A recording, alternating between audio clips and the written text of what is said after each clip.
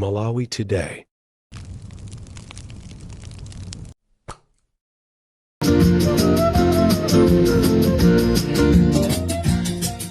Rimpopo FM ndi Comrade Ntanyi wa Amalawi ndati ndikuwuzeni kunena kuti pano tundiye tafika ku Parliament Building kumene tikuyembekezereka azikuluakulu amavenda kuti atiwerengere petition komanso kuti apereke zikalata zimene atilembera, ndipo ndinachita mwayi kucheza ndi awiri atatu amene tayenda nawo pa ulendo umenewo, anthu amene tayamba nawo ma demonstration amenewa kuzafika ku Parliament Building Amalawi. Ndikufuna mumve zimene anthu amenewa afuna kuyankhula ku mtundu wa Malawi.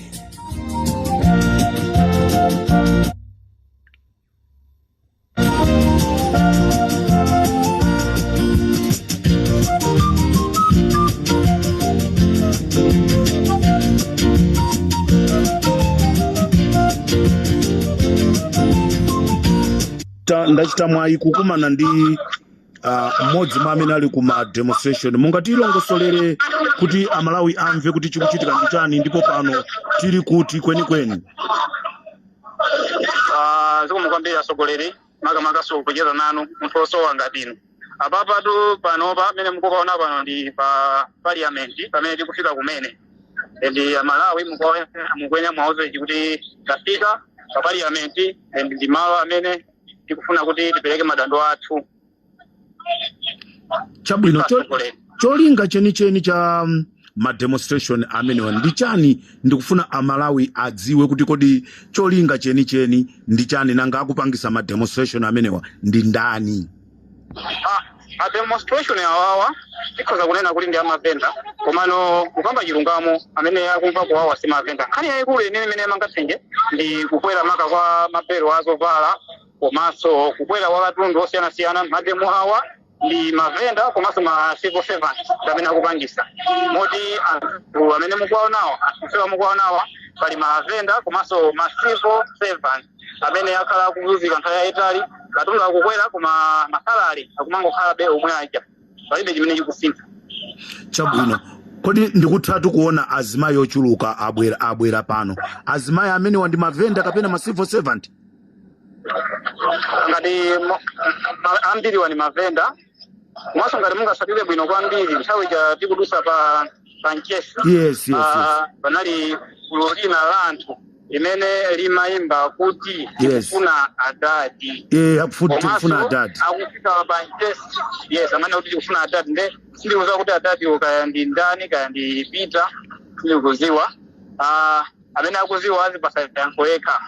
Komanso tikufika pa Nchesi pa mulo anthu amayina kuti ime titenge zikwanje. Kodi zikwanje zimenezi pamene paja ndinali ndi chidwi kwambiri chifukwa ngakhale ndinali mgalimoto komano ndimamva zonoti time titenge zikwanjezo amati anthu azipita nazo kuti nyamata mu Nchesi amachuka ndi kutenga zikwanje kuma pesa mademo achina Galindo amene akhala kupangisa Galindo ndi timu yawo yonse ya Malawi First akhala kulesedwa mademo mu njira zosiyanasiyana. So anthuwa akhala akuziziwa kuti anthu amene amalepesa ma demonstration ndi achina mulo mufati ndi timu yawo ya MCB motulidwa ndi akuluakulu ena a MCB imene akunakulira anthu. Ndipo ina kuti imepo amene akuti potana chawo na mphamvu kuti ime kuti mwina ati yonse zikwenye zawo lina madalirazo chifukwa amene mukuonera pali anthu panopa ndiye pali mwana wa munthu.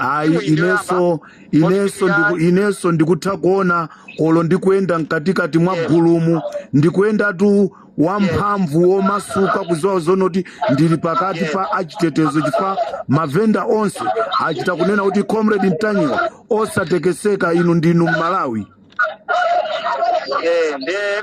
Ndiona kuti timu iyi ndiyo yamba kubweraso timu ina imene ikubwera kuzakhale zikika pano pa Parliament pano. Zikhulupirira kuti akuyankhula kuti apa 24 hours ngati sizifika amene akuyankhulira ndiye kuti akhala akupanga mademo tsiku lina lililonse mtawuni yalile. Kusonza kuti mademowa azatha pokapoka mitengo ya katundu itsike. Yes, moti mene mukuoneramu ndithu anthu mene akuyimbiramu tipali bwino pano pa parliament, pali bwino konse, pali anthu osiyanasiyana.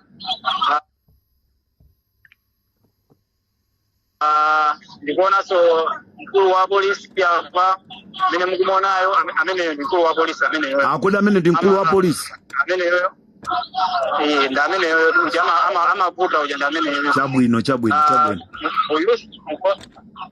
Mukuonanso kuti pali anthu osiyanasiyana ndithu kuti anthu akufuna kuti alowe mkatimo, koma apolisi akunena kuti ayi sitingalowe pamene papa musalowe satheke. Chabwino.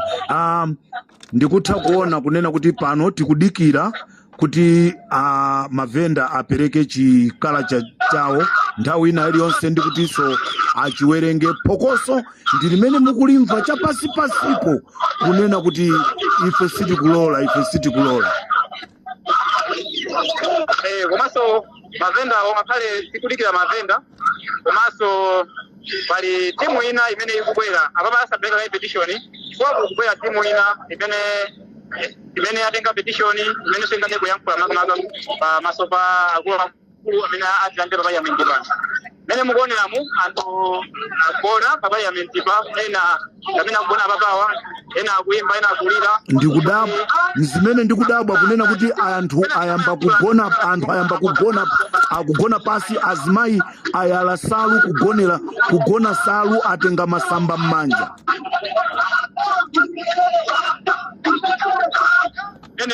Ndikumva kuti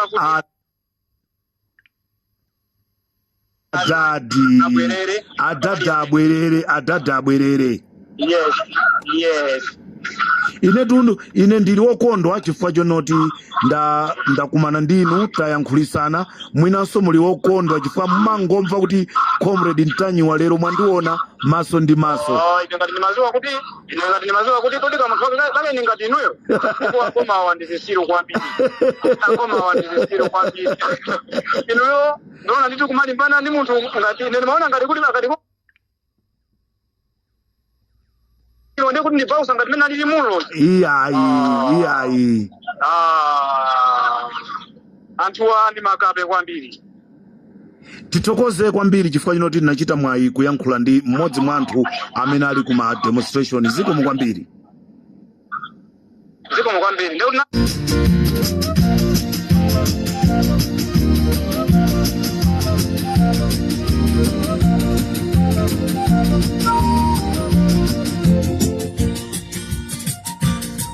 Tili live ku parliament, nde paliso munthu wina amene anathamanga ali Comrade Ntanyiwa. Ndi chinthu cha mtengo wapatali kukumana nanu ndi kukuonani maso ndi maso. Ndi ameneyi ndinacheza nayenso chonchi. Masana ikafika. Ndachita mwayi kunena kuti ndakumana nanunso. Ndimafuna kuti amalawi adziwe mukuti ma demonstration amenewa cholinga chake nchonoti mavenda simukukondwa malinga ndi kukwera kwa katundu. Mabero anali pa mtengo wa 35,000, koma bero imene yoyo ikugulisidwa pa mtengo wa 300,000, ndipo bero imene inali ya 500,000 pano bero imene ikugulisidwa 1.2 komanso 1.3. nde ndachita mwayi ndakumana nanu talongosolerana na Malawi zikuchitika ndi chani pano pa Parliament building. Building wanapata ngofika kumene kudikira azisokolera athu amene ade yankule komanso tachikulu kukumeka bwera kuno tikufuna kuno kuti kwengwe atule pansi udindo mukudziwa kuti the Minister of Trade komano palibe yonse imene kuti ndikuchitika kwa iyeyo. Inatha kumupitirira ndithu pa 13 mwezi uno ukampasa kalata koma palibe chimene akwatani wadiyankha. Komanso zikuoneka kuna kuti tikapita m'mashopumo chimene chikhala chikuti pasano nkhawa ndi chakuti siku ndi siku katundu akusintha mene. Lero mamawa ukhoza kugula mtengo wa 300, masana ikafika ukugula 350, ukakapita ukamanya ukamathulo kupeza futhi libero jadani lakwera. Panopa tasonkhana papanenji, panopa anthu akungovina, panopa tikudikira atsogolere athu, komano anthu abwera aunyinji komanso abwera anthu ochuluka kwambiri. Kufuna kuti kwengwe feyo atitulire udindo pansi. Ndikatero mwina mwaka akasankha wina Minister of Trade atithandiza tife kuti adati azipita m'mashopu akaone mene zilili. akoza kusikiliza kuna kuti baada ya kudani akubinyika tifuka mudani muone mavenda ndi anthu amene akuthandiza kutesa ulopa pa Malawi akumalemba kuti malemba anthu okwana mwina anthu 4 anthu 5 anthu 5 aja follow akumbuye konse kuli anthu ena amene akwajeza koma nanga pano pa ndizimene zitumeza fikapo ingapange bwanji kapena titani nazo ndipene ife rapo takhala okwiya una kuti ndipite kupabe ndikomweko tikaone kuti agwengwe chali koma sema kuchochosolinga chapite ndicheli ukufuna agwengwe atule basi udindo tifuka agwengwe waso kuli azintawo amene akumazembera kumatenga ndalama konga ndalama zakuja bongo chama makisapo akakubira kutenga ndalama zija machinyengo mwa banki kumakasinja huko mandalama yokwera kwambi cholinga mawiliwo asikulira kusikuzika asiwoneka katiwo leo bangana kuposa onse pomwe zili zinthu zoyambika kwambiri. Chabwino Amalawi mwasimikizira kuti chani ngati mayankho simulandira kumapeto kwake mukhale mukuchita chani? Pano pa matemo ndikuona kuti akuyamba lero lachiwiri pakana palisatsi abwere chifukwa ibanga mena kuitana kuti ndikhala pakana lachisanu masoko amene osatsegula pakana tikatambisa zina zake zitachitika kodi mwina sakuyembekeza koma zina zake zaona kuti kodi mavenda akwiya. Mukufuna kundiuza zonoti ma demonstration mmene ayamba chonchi mpaka na afikira lachisanu wiki imeneyi? Ma demonstration sakuyipa pakana libere yankho lokwirika lokuti ife ya Malawi ikuyenda kaso ziri bwino pakana lachisanu akufika pakana lowe akufika ngani saya kaso Beli kwa metiko sati kapiana isa mkaso kwa metiko kateka tobano kwa metiko soka kuti baya kwatuo sakupira nshito baya kwatuo sakuondeka sakudileka soka yani sakudileka soka na Malawi koma ife tibathandiza ya Malawi tibathandiza kuthandiza sipo kuti ligulukuke komanso zikomo kwambiri ndithokoze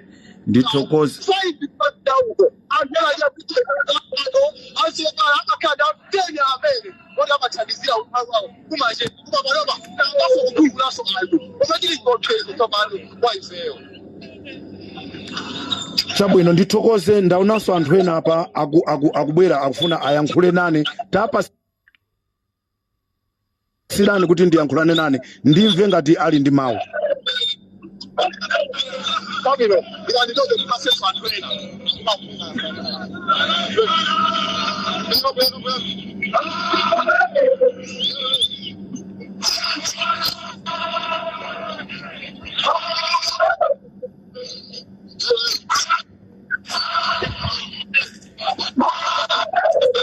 Fulumizani Amalawi akufuna adziwe kuti kodi chikuchitika ndi chani kuno ku parliament.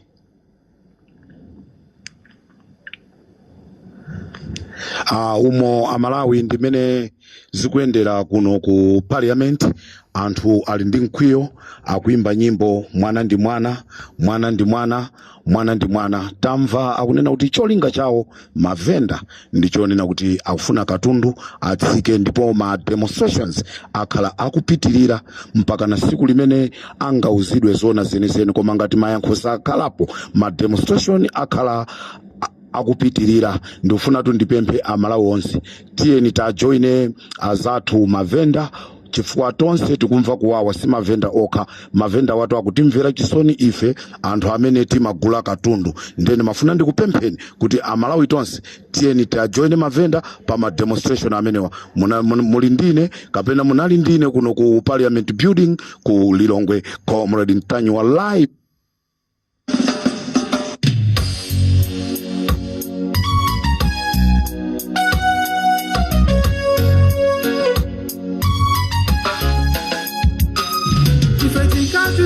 Ndi mwali mtsogolere dziko wakuda musa kutumikire fuko latuli mwina umphawi kuchepa mavuto nawo konda kupha nduna zako zikubazeki mukuvutitsabe fuko latuli maoli pandiwe maosha moto dziko limbuye mfumu musaisiye Mukamaosha moto dziko limbuye munasimusazisiye Mukamaosha moto Afrika chakwera Yehova musansiye, ndiye mfumu imusalisire, ndiye mfumu imusaliwale.